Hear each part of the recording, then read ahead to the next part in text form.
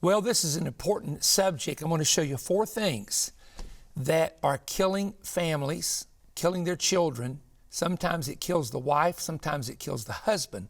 4 things. What's killing you is now killing me. Now, there are fathers in families that seriously are doing things that's having an impact on their family, and they may not actually be aware of the statistics and the information of what they're doing and the danger it's causing in the home. There are moms that sometimes are doing the same thing. Now, I have a picture, and several years back or sometime back at one of our conferences, I told a story, but many of you did not see this. So I want to show that picture right now, and I'll tell the history of that picture in a little bit. This is a very sad picture, and I'll tell the story of it, how it was discovered sometime back.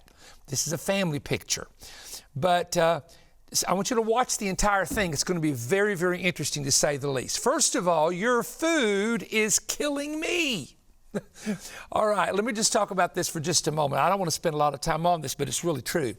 Food right now is extremely expensive, and most Americans spend a lot of time eating what I call filler food or junk food.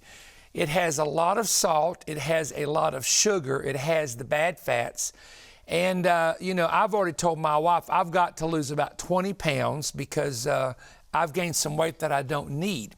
And what happens is when you go through a lot of salt, a lot of sugar, a lot of bad fats, it begins to create slowly heart disease, liver disease, diabetes. You have type 1, type 2. It can create all sorts of cancer. It can create strokes. And most of this is being caused by the poor food that we're choosing. Now, 11 million people, think about this, in the United States die each year because of poor diet. And most of the time it's over either what they're choosing or it has to do with forward affordability. One of the most dangerous forms of food that I think everybody eats is processed food. And I'm going to say this, there's enough information on social media from professional doctors with, true doctors, not people who are wannabe doctors, but true doctors, and also health experts that can tell you how to properly eat. For example, in my situation, my family has a history of diabetes, and it came upon me about 30 years ago or so. So I have to be very careful what I eat, not only to keep my glucose levels down, but also kidney health. And so I began to do some research on kidney health and found out, for example, you have cabbage, you have blueberries, you have pineapple, and really drinking a lot of pure water, good water, is one of the many keys to kidney health. Also, I started eating an apple a day. So I actually eat an apple a day. I thought an apple would just jack my sugar up, but in reality, the fiber in an apple is good for you.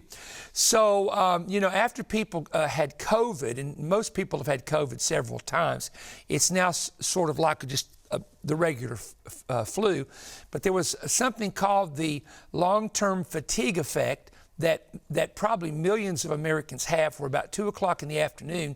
They're not really sleepy, but they bottom out. It's like, you're moving like this and you hit this just wall where you just feel like you have to lay down. And I also had I'll say this very quickly, July of 2024, I had the flu and pneumonia hit me at the same time in the summer.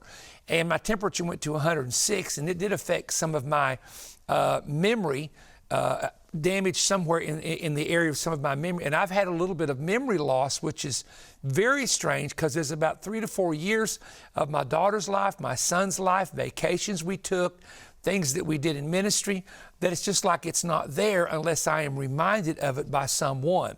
So I want to say to you that with expensive food, there are ways. I know Pam feeds sometimes 7 people, or kids and grandkids, plus her and I at the home.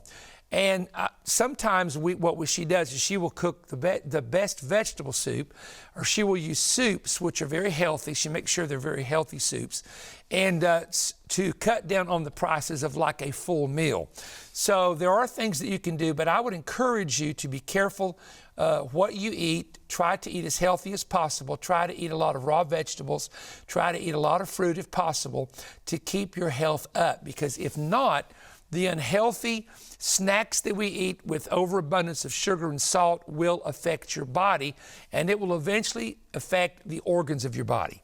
Now, the second thing that is killing a lot of people, and they don't realize it, is a habit that many people in families have, and that habit is secondhand cigarette smoke.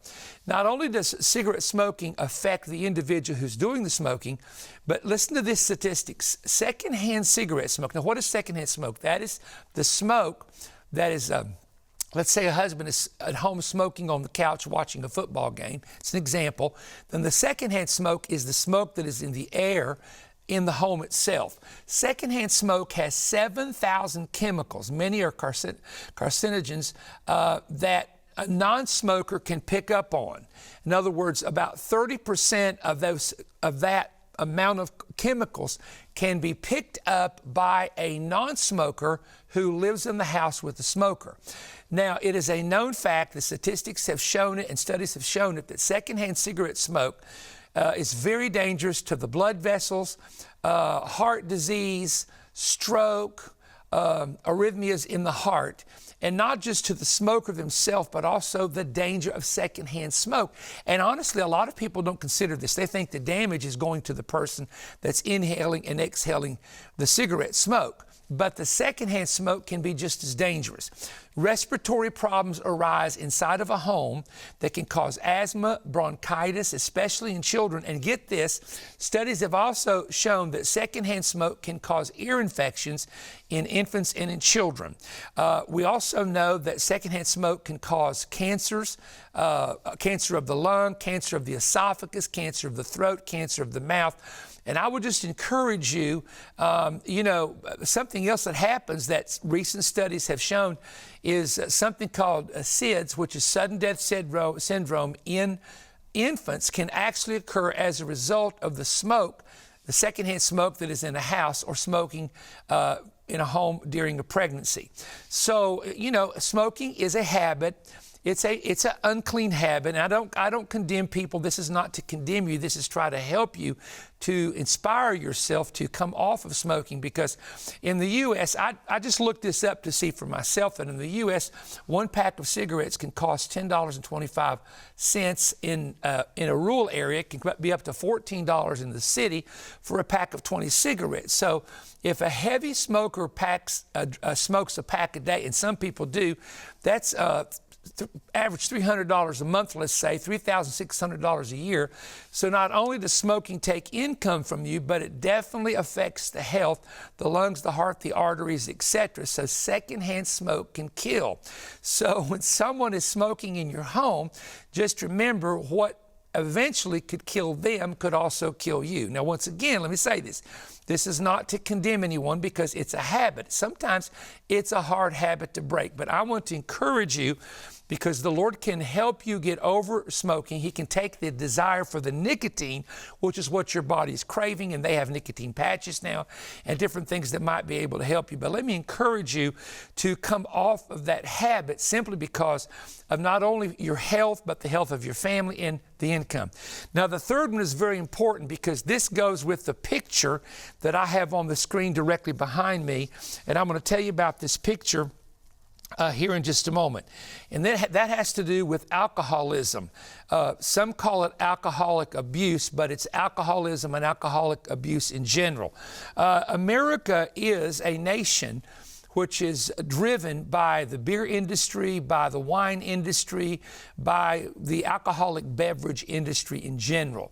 And a lot of people drink, and many people that drink, if they're not careful, they become full-blown alcoholics. And 1 in 4 people have an addictive personality here in the United States, for example. Now, what that means is that 1 in 4 people will actually become addicted to whatever drug they're on, to the marijuana, to the cigarettes, or to the alcohol. Now, think about that. So if you have 5 people in the family, at least one of them is going to be very possibly bound up by addiction. There are 30 million American adults in the United States that are addicted to alcohol. The highest state is the state of Montana, 14.3%, and a lot of that has to do with the first Nations people reservations. There's a lot of alcohol abuse in the different reservations in the Midwestern part of the United States, which is very sad.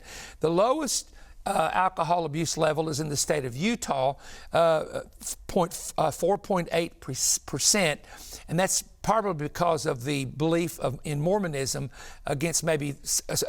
I guess it's still this way. It used to be this way. The use of caffeine, or the use of alcohol, being against that, and that's why those numbers are lower in the state of Utah.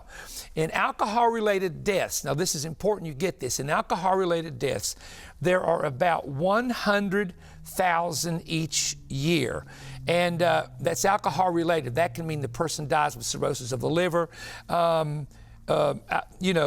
Accidents, things of that nature. 100,000 deaths a year, and 54% of Americans consume alcohol.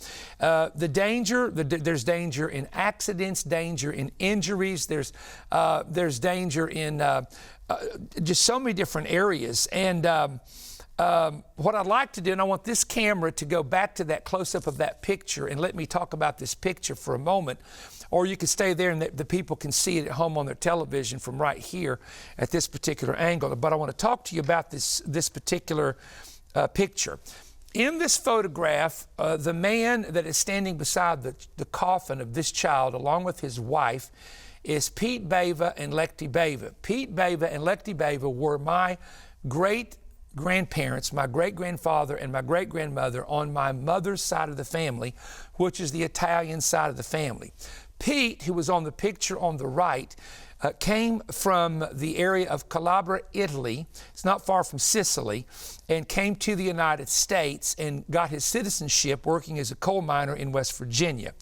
Now, we found out through some family information that Pete was likely, at one time, in the early time when he came over here, a member of what was called the Black Hands. Now, those of you who are Italian from New Jersey and New York, all my Italian family up there, you will know who the Black Hands were. They were the early mafia that emerged from Italy, and many people who were Italian that came to the major cities, and I say many, I won't go to the numbers because the actual numbers are not truly known, were a member of this group. Now, they were called Black Hands not because of their color.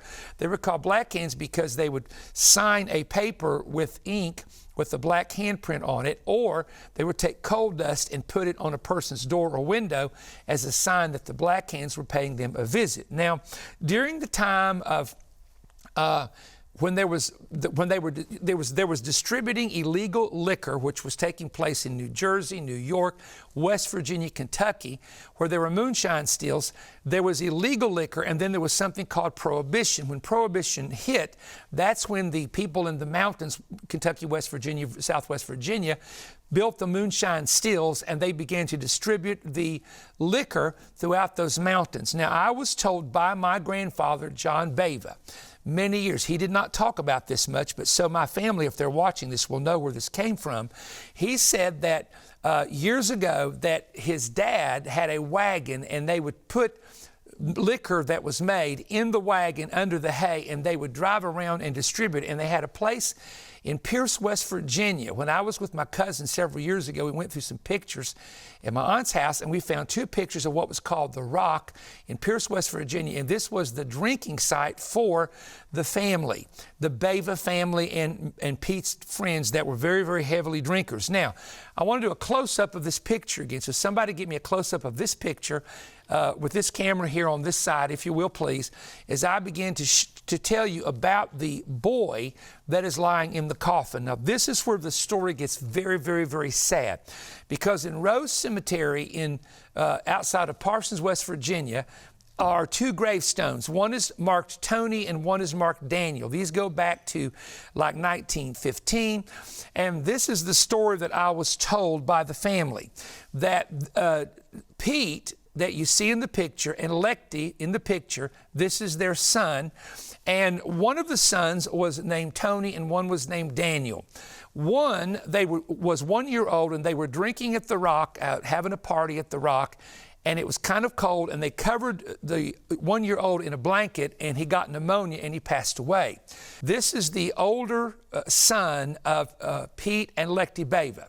We were in West Virginia. Lou Anna Bava, car, and cousin Billy, and I'd heard about this picture in the family, and I never saw this picture before. Aunt Millie had died 6 or 7 years ago. We were cleaning out her house. Aunt Millie was Pete Baba's daughter in the picture. Now, I went to the counter of where Aunt Millie's dresser was, the dresser, and there was an envelope, and this picture was in it. And I'm telling you, it would bring you to tears because I knew who this was. This was the boy that was 5 years old that someone gave him hardcore liquor to drink, and he has liquor poisoning. Now, I do have his death certificate somewhere, but it says he died of seizures and fits, his actual death certificate. But in reality, he died of alcohol poisoning. And I think the reason the doctor put that there was that there would be no charges brought against the family. Now, here's my point that I'm making. Alcohol was an early part of you. If you came from Italy, and they were Catholic, and most people that aren't in Italy, come from Italy years ago, were Catholic, but it was all right to drink alcohol or wine in their particular belief. Well, many times people become alcoholics when they drink. And I had 2 men that would have been related to me. I would have probably known them as older men growing up when I would visit West Virginia, that were never able to have a life. They were never able to freely live because of alcohol. Now, I want to say this to you. My own son, although my wife and I have never drank any kind of alcoholic beverages, we are what you call teetotalers. Sometimes we look like we're dinosaurs because you see half the body of Christ out there doing this, but we don't do it because I think nothing good comes out of drinking alcohol. That's my personal opinion. But I will tell you that my son became addicted, and if you have a child that's addicted and they're out driving and someone is providing alcohol for them and they're underage and you find out about it, it is a horrible feeling, and you worry about their health and you worry about their spiritual life because the Bible says, and it's in the Bible, don't argue with me, I'm the messenger, drunkards will not inherit the kingdom of God. And so you read these verses and you see this happening and you get very, very concerned. Now, a lot of people drink because of peer pressure. They drink when they're younger because they're going to college and everybody's going out to the parties. But I have known families in my own town that started would permit drinking and have big parties at Christmas. And when their children turned 18, they started drinking alcohol, but they were killed in accidents when they were just 18 and 19 years of age. You don't want that on your conscience. So I'm thankful for this movement that is presently going on with young people, that they are turning away from drinking alcohol. You have young people in universities, they have a no alcohol tolerance, no alcohol whatsoever. And one of the reasons may be because economically, it's expensive, and they realize that it's just a waste of money. So I'm grateful for that. But I want to tell you that when you see your family drinking, your kids and grandkids will come up thinking it's okay. Now, you can tell them, you're not going to do this now, wait till you get older. But the next generation is always more tolerant and more liberal than the previous generation. So what you do, what you think you're doing in moderation, trust me, your children and grandchildren will do in excess. And the last thing you want is your grandchild or child hitting someone, being drunk, going to prison for many, many years for manslaughter. And so I am encouraging you that if you are someone who, has a liberal thought on alcohol, and I know this is old school, and I know I'm a dinosaur telling you this, I want to encourage you to try to break it and come off of it. If you have a child that's in the bondage of it, you hate the stuff. And if you have 2 relatives that would have been your uncles that died at 1 year of age and 5 years of age because the family was into alcohol, moonshine drinking, there's something that comes in you that rises up, and I just hate to see people do this. And I know some people will say, well, I'm not going to follow you anymore, I'm not going to listen to you. Well, I'm going to tell you something. I'm responsible to preach to you something that's going to help you, and if that offends you, I can't help it, because what you're doing in your home is slowly killing you, and it's going to slowly have an impact on a child or someone else. And everybody that was raised with an alcoholic dad writes me letters and says, Perry, thank you for saying it on TV and standing up for it, because most preachers won't stand up for it because they're afraid of losing members, okay? So let me just say that to you. Now, the final thing, and I don't have a lot of time to deal with this, is stress from life can absolutely affect your mind and your body and your spirit. People are so worried about how we're going to make it. During the Great Depression, I call him Great-Granddad Rexroad, was a minister. And there were times he preached in the Depression, and all that he got in the offering was some cow's milk, and the cow had gotten into onions. So if you're from a farm, you know what that meant. And my other Granddad David, preached a week's revival in West Virginia and got a nickel in the offering during the Great Depression. However, during the Great Depression, when there was 25% of the jobs eliminated, when 2,000 banks had collapsed, when there was a dust bowl going on, and it was one of the worst times in American history, God's people would pray and God would provide for them. When you are having a situation, you've got to understand God can provide. They arrested a Christian man in China and were going to starve him. There was holes in the jail, little tiny holes where rats would come in. A rat started coming in, rolling, the true story, rolling an apple one day. Next day, a part of a banana. Well, the guards were eating and this rat was stealing from them, and they kept the man in there for 2 months, and they went in there just to take his dead body, his rotting body out, and the man was healthy because a rat had provided for him. Let me tell you something, true story, and I abbreviated a little bit. If the ravens can feed Elijah at a brook during a time of famine, God can send a rat to bring somebody food. I'm just trying to say to you, don't worry, God provides. God is your provider and will continue to be so. I hate that my time is up, but I hope this has helped you and blessed you. Let me know if it has. Watch this because we have a very special offer.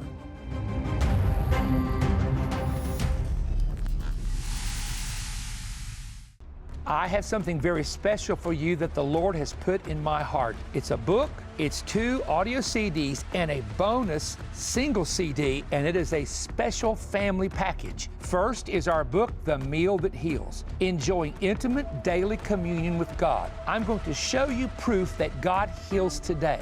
I'm going to show you how the early church celebrated daily communion from house to house and how we can restore the practice. I'm going to show you the greatest hindrance to receiving your healing and how to remove it. I'm going to teach you the in-depth Hebrew and Greek that deals with how God can change your spirit, heal your body, and extend your days in this powerful book, The Meal That Heals. I also have a 2 CD album. Now this is 2 hours of teaching on 2 CDs, Keys to Praying for Prodigal Children. Everybody I'm talking to right now has a child, a grandchild. Sometimes it's a husband and wife that will not attend the house of God. I have discovered spiritual and biblical keys of how to pray and what to pray for when you're believing and interceding for the salvation of a prodigal child or an unsaved backslid family member. We prayed for my son, and after 20 years of praying for addiction to be broken, God broke it, and now he's working for the ministry, and we're so glad and happy for what God has done. I have to teach you